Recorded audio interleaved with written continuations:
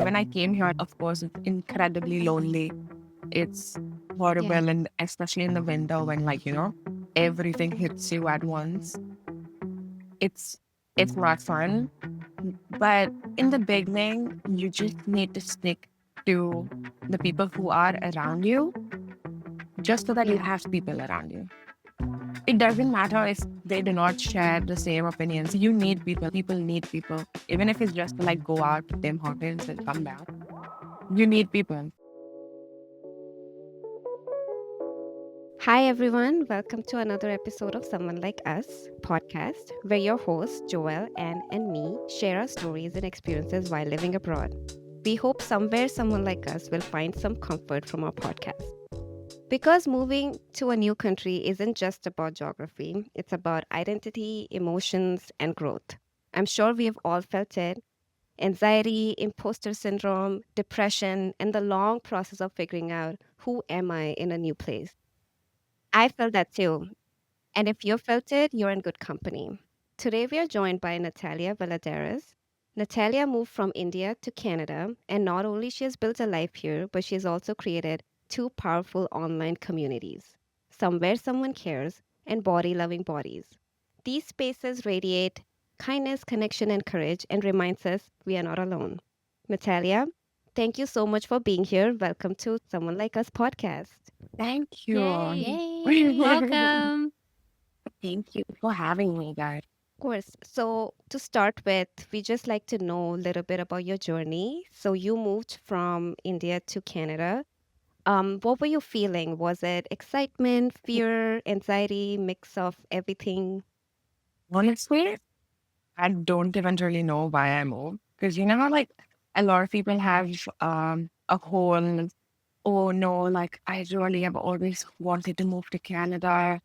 I don't have, I never had that. It was one day I woke up and I decided I'm bored. And I was like, you know what? I need some more excitement. So I'm like, so when I told my parents, I was like, you know what? I think I'm going to move to Canada. And they just were sitting on the couch and they both just looked at me. They're like, okay.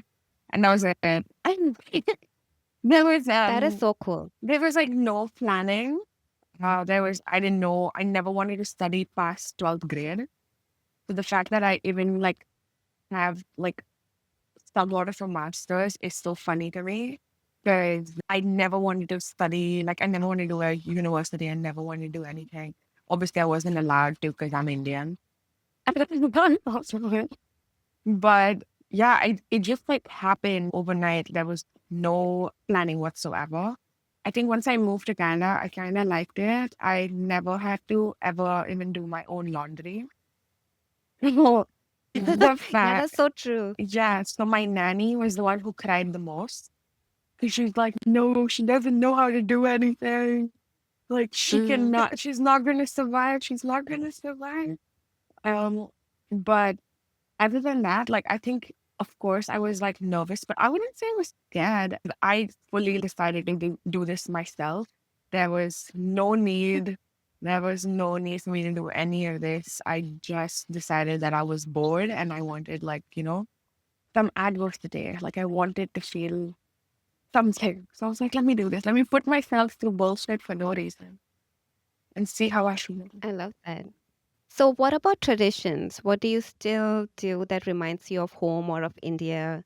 Like any music, any festivals, any food, any moment? We do like stuff in small ways. So since I moved to Canada, every year I've been doing this big Diwali party.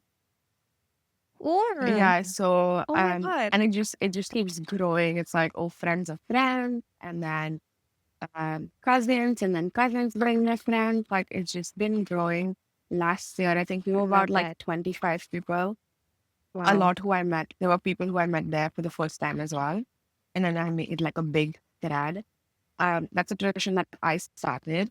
There are a lot of traditions which we did in our house growing up, but they're too hard to, like, do it here all by ourselves.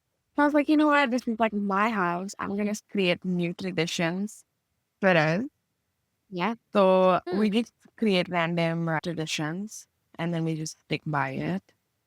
The Diwali party is definitely like something which I would definitely want to do for a while because it's so fun. Me and my sister, we both have a lot of hobbies, like an Hmm. insane amount of hobbies. And every time somebody comes over, they're like, "What is this?" And we're like, "Oh, we just started something new. So this is our new hobby now." So I make wine. Me and my sister both tattoo. Oh, wow. Oh, Nice. Yeah. wow. So Are you in Toronto? Send some for me. yeah, come. I stitch. I have my own like sewing machine. We cut clothes, we stitch them, we thrift clothes, cut them up, make them into something new. We Wow. do a lot of stuff, but like just to entertain ourselves.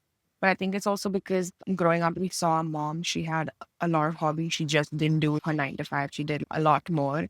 And then we just thought that's like life, you know? We thought like you have to do that. Mm. Because like otherwise, what else are you doing if you like, just work and come home? So she made like so many things. Whoa. Yeah. I So love that. I'm Catholic. I'm not even Hindu, but where I grew up in Mumbai, Mm. you celebrate every festival, like no matter what. Mm-hmm. And so for Diwali, a lot of my friends were white and they didn't know what Diwali is. So I was like, oh, you know what? Like, I'm going to cook food. You guys just come over. They're like, oh my God, this is so fun. We should do this often. So then the next Diwali Mm. party, they had kurtas, saris, like everything. Oh, yeah. They were Yes. prepared. And so then we had it again, but then I cooked like more food, like did more stuff. And then now this year we're gonna host it with another friend of ours. So we're gonna have more stuff then too. Hopefully Wow. it's That's bigger. nice. Yeah. Because it went from like my Wow, that's basement amazing. till now like we book out a space to have it. So I'm just happy of the Really? trans. Yeah. So it's just like a nice, that's like a way marking my transition to see like how I'm Yeah. growing too. So it's very nice. Of course, you should be really proud of yourself. That's amazing. And even with Diwali, I feel like you're always building community. Like you started off with few people and now there's 25 and you have two online communities. Someone cares. Sorry, somewhere One someone somewhat, cares and yes. then Yeah. that is so cute. When I heard that, I was like, wait, this sounds like exactly what we're trying to do with the podcast too. Mm. Everything came up, it comes in my dreams, which is so funny. But like I Oh, literally, someone somewhere there like came to me in a dream. And then I had this brand where I used to sell clothes and that was the not mature. And that came in my dream. And I Yeah. think body loving bodies was the only one I think that like I thought of when I was awake. But the rest, yeah, it was just like in a dream. And I was just like, damn, like, okay, cool. I think that's what I'm supposed to do now. That's amazing. So what this passion of yours to create communities, where did that come from? Did you always wanted to do that, create a community? I feel like I'm very loud. Like I have no issue, like saying something to somebody.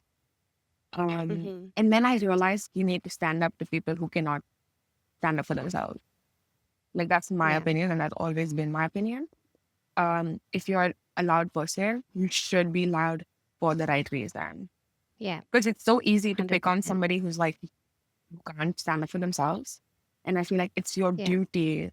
And I think it was just also how we were raised. Our house was always the house people came over. All of my friends always came to our house. They chilled at our house. So it was just something that we thought was normal that if you can speak, you should. You cannot just like, not say anything or you just kind of like watch things happen and not do anything about it.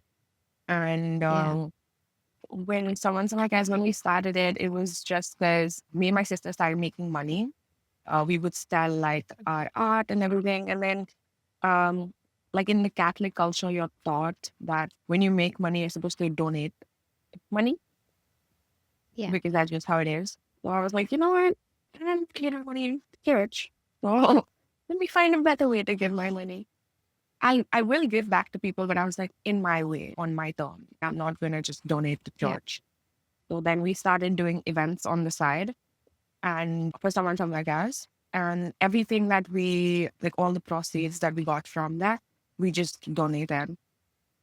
We had events where people enjoyed. There were people our age who enjoyed, they had fun and everything. And then at the end of the day, you knew everything that was collected was just donated. So it was like a nice way to end the event too. And every new event that we started, we'd just be like, oh, so the last event was donated to this place, like this. And then now this event, like, we'll see how much we make and then where we donate it. It's fun. I like it. That's amazing. Yeah, honestly, it's Yeah. so amazing. I think you have a talent in event management. For me, going to an event is a chore. I'm a homebody. You will not see me in a crowd, let alone organizing an event. Like if I have to organize an event for a living, like I would put everything together and I would just sit behind the curtain, behind the scenes, and then watch Yeah. it, make sure it goes smoothly. But I can see that for you, you get the energy from an event. Like you get Yeah. energy from people. So that's amazing. Yeah. You're the perfect person for it. I mean, I do Yeah. like spending time around people a lot, but I do also enjoy, like my alone time.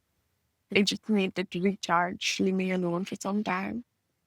Otherwise, it is fun. I do like the back end more than the day of the event.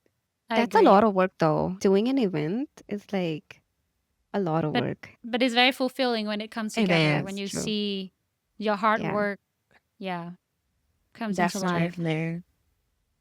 We should have an event But But you soon. also have to have really good organizing skills to even do it. Every event, I feel like you definitely learn, like, oh, Get I should better. have done this. Like, I should have done Yeah. that. Like, we should not mix maybe like two things in that way where you like get learned. I mean, we did this when we were very young. So at that time, nobody really like expected it to, work out completely. We kept enough space for error. So it's not like we couldn't, fail. And plus, it was, I used my mom's card for everything. So I didn't mind. How do you find the community back home and then making community in Canada? How is it different? Now, Is it harder? well, Because I honestly feel like making even friends in Canada is harder. I would say I got really lucky. I definitely Mhm. got really lucky because most of my friends who are friends till today, I made at the restaurant that I was working at. And you know how to say like when your bosses are horrible, then Trauma bonded. exactly. Trauma bonding. So Yep. all of us were extremely trauma bonded, I would say. But Hmm. they're like my main friends, I would say, in Canada. I did Very not nice. really Yeah. make friends in school, like when I was here in college. I did not. But a lot of the friends that I had are from the restaurant that I worked in. And we've been friends since since almost since we began. And we're really good friends. It's amazing. But community wise, like friend wise, like I know it's different for like a lot of people because like right now my sister's in college and she's in OCAD University and Yeah. she's a TA in university as well. So she works there and she studies there. So she doesn't have a means to meet people outside there. So I do know like it is hard. And when I came here, of course, it's incredibly lonely. It's Yeah. horrible, and especially in the winter when like everything hits you at once. It's it's not fun, but in the beginning, you just need to stick to the people who are around you, just so that you Yeah. have people around you. It doesn't matter if they do not share the same opinions. You need people. People need people. So even if it's just like a random Mm. person who you would never. There were so many people who I was friends with, who I would never be friends with back home. If I met Mm. them back home, I would not talk to them. But also back home, it takes you so many years to find out who's actually your real friend, who shares the same ideas with you. But in the beginning, when you land here, you just need people. Even if it's just to like go out to Tim Hortons and come back, you need people. Yeah. Like you cannot be alone. Like eventually you will find your friends. Right now, like the people who I have, I know how hard it is to meet such good people who you can rely on. In the Yeah. beginning, like I think people are so shut off on finding the perfect friend group that they just shut themselves. And for your own mental sanity, I do not think that's good. That's really smart. That's really smart. We all human. We social creature. We need Exactly. people to be happy. So we Yeah. shouldn't be selective. That's really smart. I would At take all. I would take that Oh, note. And now that you have talked about the restaurant, how was your work culture there? I know you made a lot of friends there, which is great actually. It definitely helps having friends at work. Could you tell us about how was working in the restaurant like? So when I was younger, I always wanted to work as a waitress with on roller Oh, skates. And I don't know why, but that was just like Yeah, like in my, the movies. I know in like Archie, yeah. Like, you know how Betty and Mm-hmm. Veronica would like, I think it was just Betty. Mm-hmm. And I thought it was the coolest job in the world. I was like, wow, you just get to go around and talk to people and give them food. Like, that's such an easy, nice, fun job. It's not. Yeah, that's what's Hollywood brainwashing. It's yeah, true. literally because in that they pretend like everybody's nice, but in real life, people are not nice. I think every job in a way has its ups and downs. But I personally really enjoyed it. I worked at the restaurant for over 2 years. So I started when I was in Mm-hmm. school, and then I even worked there full time after school. I got addicted to the money because the money is so fast. And then I moved up. I became a bartender. I became a supervisor. So the money was insane. If you're a nice person, you listen to them. People would tip, Yeah. like no questions asked. They would just tip you, like how much ever they feel you listen to them or you just made them feel important. I really like our regulars. No matter, even if Mm-hmm. they spend $5 bill, they would tip like $20. I feel like you make a nice bond with certain people because by the end of it, like Yeah. working there also for so long, you kind of memorize people's orders. So instead of going up with like a water, I would go with like a Diet Coke and be like, yeah, do you want the same food that you always get? I genuinely liked it. I'm pretty sure I got fired because of my name and not because they knew I was Indian. But after Mm. I told them and after I started working there, I was, oh, I'm Indian. And they were like, what? You're Indian? And it's like, yeah, is that like an issue? Because I was the only Indian who was a server for I think almost a year. Like it was just me. So in the beginning, it wasn't the best, but I think slowly once like I started, there was new people who got hired and everything, and I would say slowly like I did enjoy it a lot, a little too much, but Yeah. it was nice. Yeah, No, that's I um agree. I also had a serving job, and it's funny actually because yesterday, I met with my friend that I met through this job, and we're good friends now. And then we actually in the area of the same restaurant, and we decided, you know what? Why not we just go in and eat there? Let's see if we're still gonna get a employee discount. We did. So that was really, really nice. But honestly, it was really, really amazing to meet the owner again. He was asking how we are. And I felt like it was nice for me and for my friend because we kind of like walked in. We remember where we used to work. We brought our own dishes inside the kitchen. The moment I came back, I was like, I kind of want to start working again. I kind of want to start like washing the trays. Where's the order? Let me put it out. So it brought me some really nice memories of working there. yeah. So it's a great experience. Honestly, for anyone who's coming to Canada for the first time, I would think being a server would be a great experience to Yeah. find friends and to Yeah. also kind of learn more about Canada. Yeah, exactly. Because I feel like that makes you learn so much about like their culture and like how so many of them Hmm. are like so nice. I feel like it definitely did teach me how to like their ways, how they're so sweet, how to talk to people here. And I think Bombay in a way is very similar to how the culture is here. But I think that definitely did help me learn, the lingo and everything. It's amazing that you enjoy hospitality because that's definitely not my cup of tea. So, how did you transition from the hospitality industry to your current career? So I did social media in India as a freelancer. And I did community management in India too as a freelancer. I used to do it for one place at a time too. And so I always did like this stream. When I came to Canada when I was working at the restaurant, I did try for like 4 months to get like a social media job. But then I realized that nobody gives a job to international students because we can only work 20 hours a week. Um, Mm-hmm. so that time I had so many interviews and they all were like, wait, you're applying for this position when you can only work like 20 hours a week. And I was like, yeah, like I'm trying. because I so didn't want to do a minimum wage job. I was just like, no.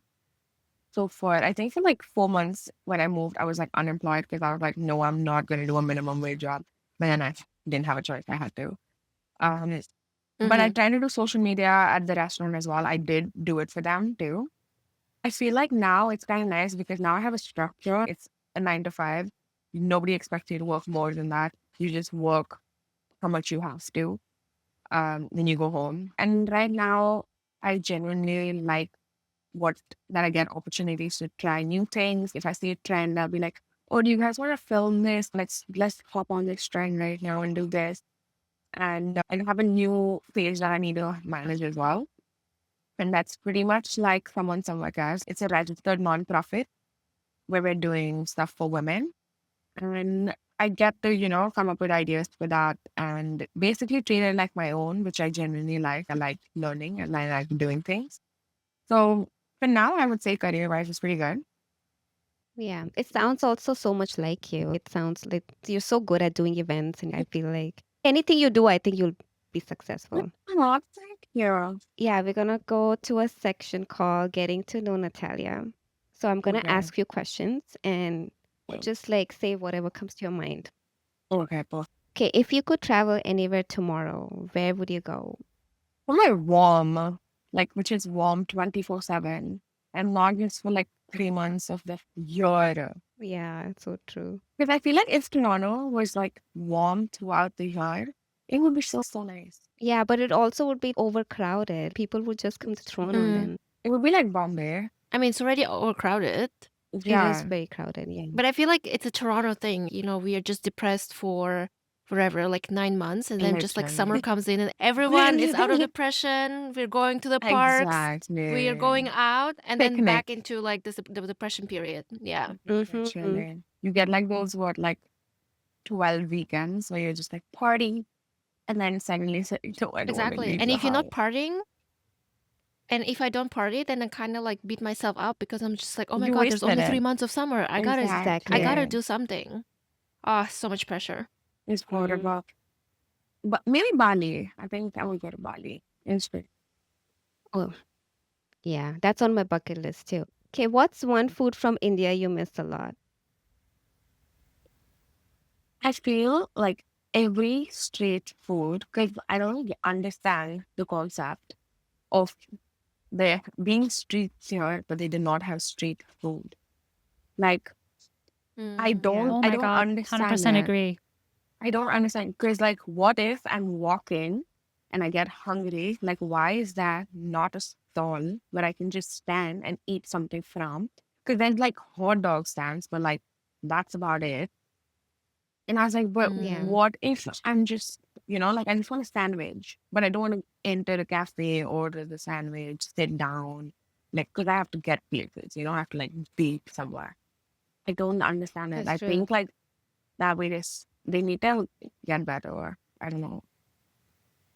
Yeah, there should be more street food for sure. Yeah, but I but think honestly, because it's Canada, it's so expensive. Like, even if you, honestly, the hot dogs are now they're selling for like $10. No way. well, Like, there's some like that, like near the Budweiser stations, they sell it for like oh, but that's ten like Yeah, bucks. yeah, no. Like, yeah, it's insane. I feel like if there was street food here in Canada, they would just have a huge markup. You would have one skewer or whatever for $7, probably those kind of but prices. I think it's also Yeah, like the where operation you're cost is too high located. here.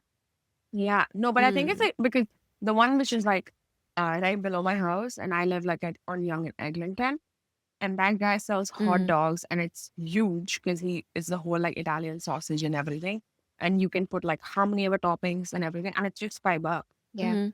So I think what you're saying, the Budweiser Mm. stage is probably because like they know Yeah, people are like outside after the concert. they know. Yeah, and it's like They a know, yeah. monopoly, They right? know. Because like it's after a concert, Mhm. and then what are you going to do? Like you're hungry because everything inside is too expensive, so you just will spend $10. But like everybody, and Mhm. Yeah. this guy's been there for years. So I think this is, I think that across the world too. It's like where they know they just gonna increase the prices. That's Mm. true. Yeah, I We think need I more know why. spread. Because we only have 3 months of summer. Yeah. And the rest of the True. year is snowy. It's, well, in Vancouver is rainy, so it's a bit hard to Oh, maintain a business if you can only open it for what, half the year. yeah, that's That's so true. true. Maybe they have like a Yeah. truck and they sold sandwiches. A truck would be nice. Yeah. Yeah, And food it's Yeah. like truck. they can be heated and then they sell like, just something. Because it's so annoying when you forget like something and you just want to eat a sandwich before you reach the house and you have to enter a cafe and do all of that bullshit. Horrible. I hate it. Yeah. That's true. I follow this girl. I showed you, Joel. Yeah. She lives Oh, in I love Goa. her. Yeah, so The tiffin one? she started with, yes, the Yes. Oh different my lady. God. I I love She's firstly I'm her. obsessed. obsessed. Yeah. I'm obsessed. But Same. her first ever video before even she started the tiffin talk was her standing beside the pani puri stall. It was just like a nice clean stall that nobody shows this part of India for you guys Yeah. because you guys all and go find the nastiest places that nobody Mhm. wants to even go there. And it was like the nicest stall, so clean. And she was just literally standing there scooping like, I want this flavor. And then she's getting the pani puri. I want this one. And I was so jealous how easy it is, and the same with Asia too, how easy it is to just go out and get something. Because here, Exactly. if I decide to get pani puri, I still need to get my ass into the Indian Ex- restaurant. yeah. Then I have to probably sit there because it's better to eat it there, except for like just like Yeah, it bringing it doesn't home. So carry it's like, well. yeah, Yeah. so it's like a whole process. I just want to be able like, hey, I just want one pani puri, this one, and then like Yeah. just give it to me, and that's it. Exactly. That's what I mean. And we had like sandwich stalls, okay? So it's like this guy and he has like a toaster on the fire and you go and you tell him what all Mm-hmm. it's like Subway, but on the street. Oh, Mm-hmm. And amazing. yeah, and then they'll toast it, they'll wrap it up and they'll put it in a bag and they'll give you. And then if they'll ask you if you want to eat there, if you want to eat there, you just like stand and eat right there. Because sometimes you're Mm-hmm. waiting for your bus, you're doing something and you just want to eat something and you just Mm-hmm. eat it. But I also think, like, what you were saying about the videos about dirtiest spot in India and all of that?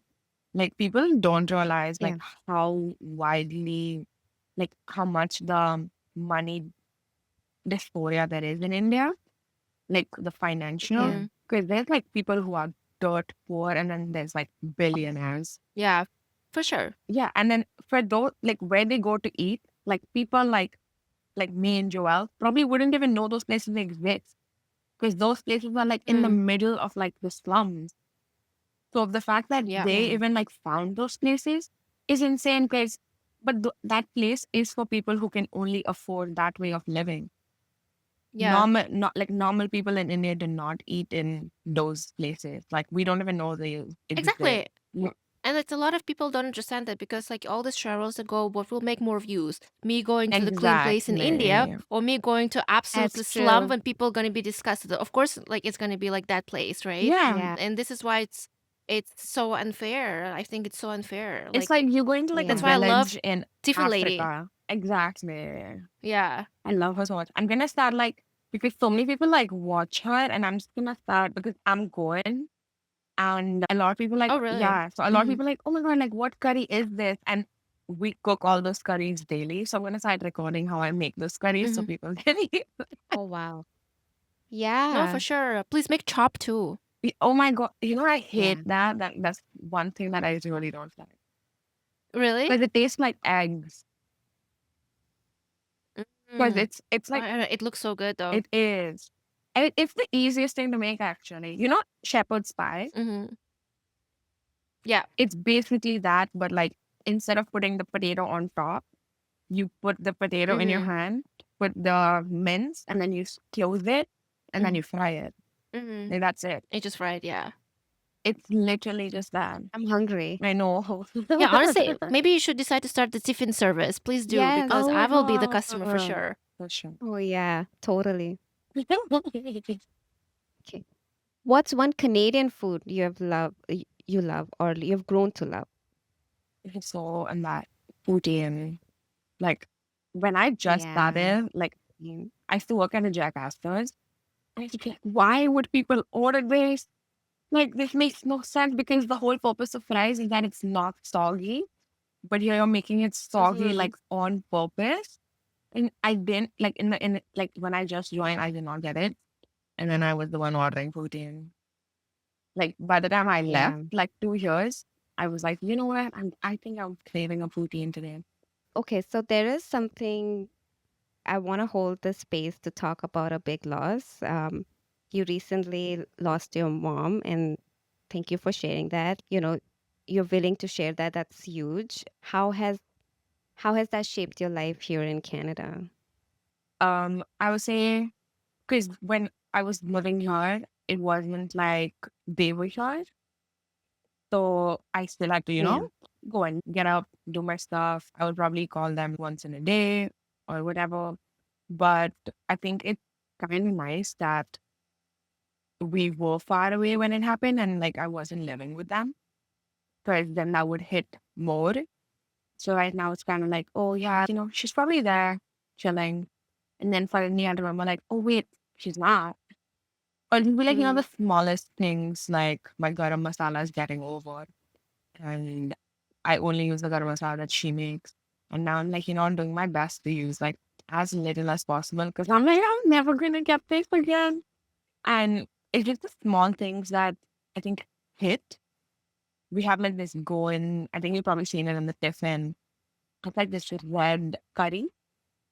And so for that, you need to make like this paste. And she would make the paste and like send it. And I finished the paste that day and I marinated meat in it and I kept it in the freezer. And I'm just like, I don't know, we're going to have to eat it soon. But it's just still sitting in the freezer because that's the last, like, we'll ever have of that. And I don't know how I'm going to use it. And then you think about your kids are never going to meet her, they're never going to know how her food tastes like, whatever. It's just the small, small stuff, I would say, that affect your daily life. In the whole aspect, I feel like it's made me understand how many people actually go through this. Because so many people yeah. reached out to me and they're like, my mom died too. And you learn things from people. You learn who's actually going to be there, who's not going to be there, what people do, how people act like when somebody's going through a loss. Like I would say it's definitely made me understand situations better, look at life differently. In a way, I would say like that's how it's shaped me. I'm still learning. It's not like something that I would wish upon anybody ever, but it's definitely like a nice learning curve, I would say. You learn things and every day you still keep learning. Did you feel, and again, thank you so much for sharing this because I know it's probably so A hot difficult, right? topic. Yeah. Yeah. Did you feel any guilt? Because I know that you said you actually were happy that you weren't there.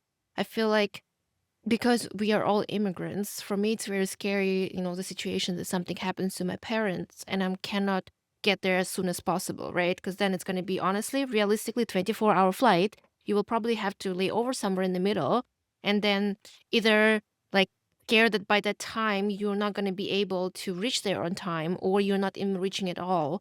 Do you ever felt like a sense of guilt? I feel like I would feel that guilt. I Maybe I mean, should have spent more time with them. Maybe I should I travel mean, home more because I'm so far away from them. so I was there when it happened. Like I was visiting her Mhm.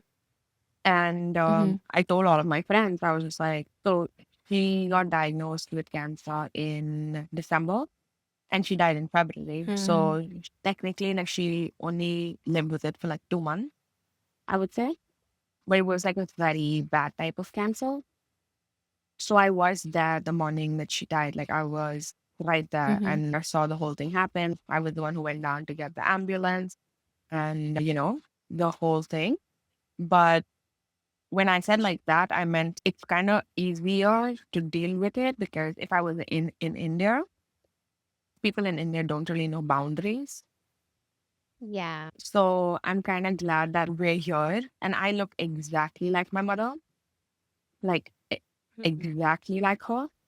And then people just keep asking you about it. Like they want to talk about it. Oh my gosh, how did it happen? And like, I'm like, I can't, I don't want to. And then they look at you with like the pity eyes. And oh my gosh, that's nothing pisses me off more than that. We knew she was going to die because they told us that it's incurable. Mhm.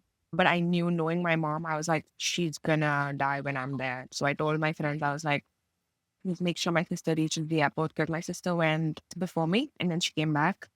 But we both had our time with her and then we had the funeral. So I was there. But I was saying, in terms of, dealing with the after effects of it, like, I'm kind of glad that we're here and not there to Mm-hmm. deal with everybody's bullshit. That's about it. One auntie literally looked at me and my sister and she was like, oh, yeah, like, it didn't bother you guys that much.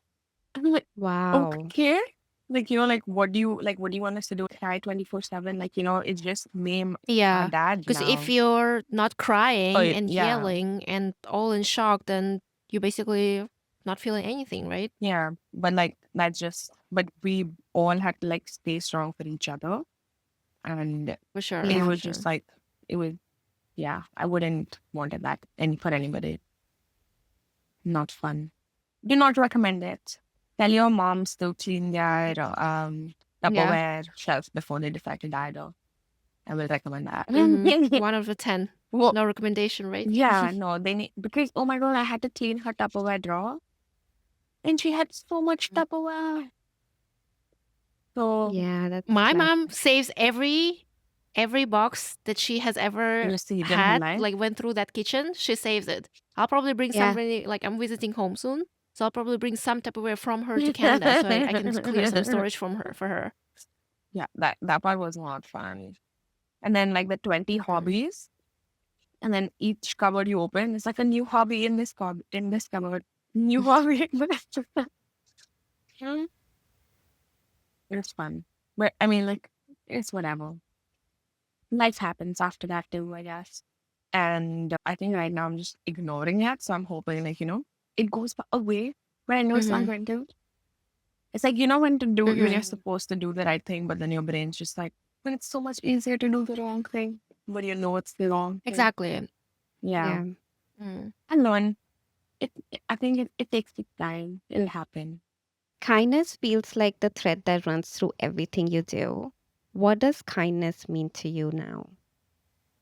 Um, I think just being like empathetic, or just, I don't think even sometimes people need to be empathetic. I think even if you just pretend that you give a sometimes it just, it's nice because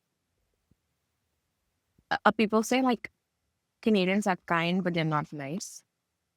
And I feel like I kind of relate to that because um, sometimes you just need to smile at another person. Sometimes I smile at people and I think like, what if I was the only person who smiled at them today? Maybe I made them happy. And it makes me happy. I'm just like, yeah, Yeah. like, and it doesn't cost you anything. But sometimes if you're just nice to people, I don't think you lose anything. And a lot of people think that they do because Yeah. so many people don't smile back at me. And I was like, yeah, because I'll smile at like these really hot girls and then they won't smile back. And I was just like, now you're ugly. Yeah. Toronto is filled with all kinds of people. But I definitely agree. It doesn't cost anything to be nice. And smiling at people is such a good thing to do. I smile at people all the time. And I obviously don't care if they don't smile back, but like it would make me happy if someone else is Yeah. happier. Or hold the door Mhm. open for somebody, Like, what are you going to get Yeah. on like the lift? Just like hold the elevator open. Because what are you doing with those 3 seconds that you saved? Yeah. Agree. Yeah. Yeah. Has there been like an experience where, someone did something nice for you or kind for you that has stuck by you? I think a lot of people um, do a lot of nice things for me. And I think the only reason why a lot of people are nice is because they've had people be nice to them when they really needed it. Yeah. Um, I think when my mom died, like my aunt, my uncle's wife, she just came and she sat with me like the whole time. She didn't say anything. She never asked any questions. She just sat. And like that's what I mean when you say kind. When I say kindness doesn't cost anything because she did nothing. Like she just sat. And I feel like you kind of need that sometimes. You just need somebody to like Yeah. show up and be there and, not have to like, oh my God, I'm going to buy the world. I'm going to do this. I'm going to do that. It's just like these small things that count at the end of the day. And it's kind of nice. I think for now, like that's the one I can remember. But I'm pretty sure like a lot of people have done like a lot of nice things for me throughout my life. Yeah, that's such a kind thing to do, just being there. It also, like, I agree, it has to be reciprocated. I feel like if you are nice, then people will be nice to you. So Yeah, it's like it goes both ways. it definitely does. And some people like do not think that they're nice, like that they just think people should be nice to them because they are like somebody in their head. But I think you can only get so But far in everyone's life. the same. Yeah, I don't get this idea itself. I feel like everyone's human, everyone's the same. There is no rank. Like, it doesn't make any sense to me. you should meet certain people. They're hilarious. Yeah, I can imagine working in hospitality. Some Mhm. people just expect that they should be treated nicely. And something happened. Are you gonna argue with a cashier with a minimum wage? Like Oh honestly, my like God. it's Like, how do you sleep at it's night, not man? yeah, Yeah. exactly. Or like dealing with a server when it is something that not in her power, she was asked to do so by the owner or Hmm. whatever. But you have the audacity to talk back and argue and beg in with. I think those people are the worst people. Just be I Once feel like nice. they're on, so unhappy with their life not that they need to exactly make someone else's life miserable. Totally. miserable. So, Natalia, after everything, moving countries, building communities, navigating loss, finding joy, what does home mean to you now? Is it still India or Canada or both, or something that you have created, like a new space for yourself? Don't think home is like a specific country to me. I would say home is Hmm. wherever like the certain people who I need are with me. Yeah. Like I'm pretty sure tomorrow if I just decide to get up and I move to another country and I have certain people along with me, I'm pretty sure I'll be completely fine. And that's not gonna be an issue at all whatsoever. I would say Mm. home is where you make it. That it doesn't have to be because I came here and now this is like home to me, but I'm pretty sure if I did it when I was like what, like 22, 23. And like now that I'm older and I know what I actually like and what I want, and I'm so sure that I can do it all over again, maybe better this time. So the home is wherever you decided to like you want it to be. Yeah, you said it perfectly. I completely agree. What do you guys think, Anne and me? I agree. I agree. 100% agree. It's really hard for I mean, it's such a funny question when someone asks immigrants like us, "Oh, so what do you think home is?" You know, you want me to say nice things or you want me to Exactly. say funny things? But yeah, I think home is literally what you made out of it. We all in our 30s now, and I think hopefully you feel comfortable being alone, being at home, having your own space. I think that's home to me. Yeah.